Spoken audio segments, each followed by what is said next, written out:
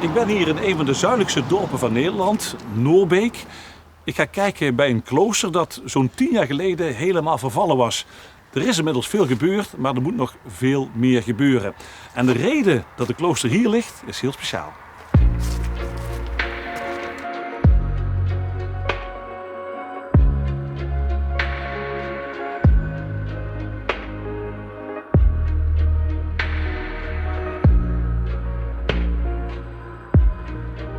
Ja, Loek, dat het klooster juist hier ligt, heeft een hele bijzondere reden. Dat klopt, ja. We zijn hier bij klooster Hoogkruts. En het plek is hier omdat er een wonder heeft plaatsgevonden. Een wonder? Precies, Vertel, ja. Nou, ruim 600 jaar geleden was hier een herder, die was hier met zijn kudde schapen. En op een bepaald moment gingen de schapen eigenlijk in een ruime boog rondom een struik staan. Ja. En die herder die volgde eigenlijk het voorbeeld van de schapen en die knielde neer voor de struik. En hij deed de struik een beetje opzij. En daar vond hij eigenlijk een prachtig kruis. Oké. En dat was natuurlijk een wonder, een mirakel. En al snel verrees hier een kapel. Daar staat nu nog steeds een kapel. Ja. En die kunnen we eigenlijk nog zien. Ja, en Hoogkruts, het Hoge Kruis. Precies, het Hoge Kruis. Ja. Dus daar is niet alleen het klooster, maar ook het buurtschap naar vernoemd. Ja, dus we kunnen binnenkijken? We kunnen binnenkijken, ja. Oké.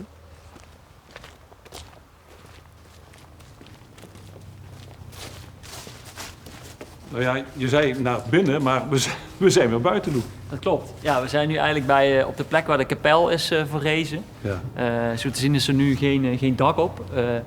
Ja, we zijn in principe Hoogkruts zijn we begonnen met de restauratie en de consolidatie. Ja. En bij het hoofdgebouw zijn we net iets verder gegaan met het restauratieproces, omdat daar gewelfde kelders onder zaten. Ja. Dus dan waren we eigenlijk, om het te consolideren, genoodzaakt om er een nooddak op te plaatsen. Maar hier zitten geen kelders onder, dus hier kunnen we eigenlijk de hemel zien. Ja. En, Het is wel mooi toch, dat je de hemel ziet vanuit de kapel? Ja, zeker. Dus het past er wel bij als je Ja. kijkt.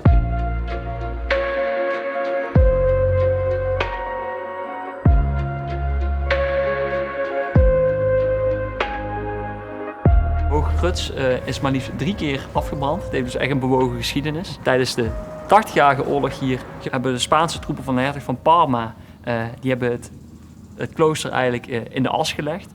En de reden hiervoor was dat het provinciale bestuur, dus van het hertogdom van Limburg, die vergaderde hier. En die waren natuurlijk niet Spaansgezind.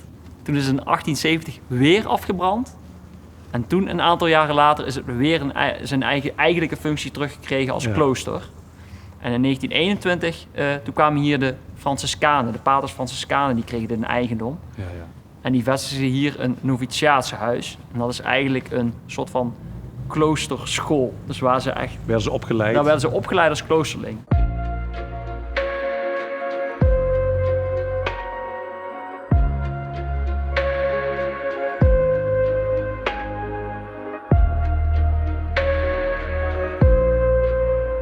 In 1979 is het complex eigenlijk voor de 3e keer afgebrand. De grote brand, omdat het lijkt net of heel Limburg deze brand echt op een netvlies zat. En eigenlijk heeft die brand er ook voor gezorgd dat het in de staat was hoe wij het in 2010 aantroffen. Dus echt een vervallen ruïne.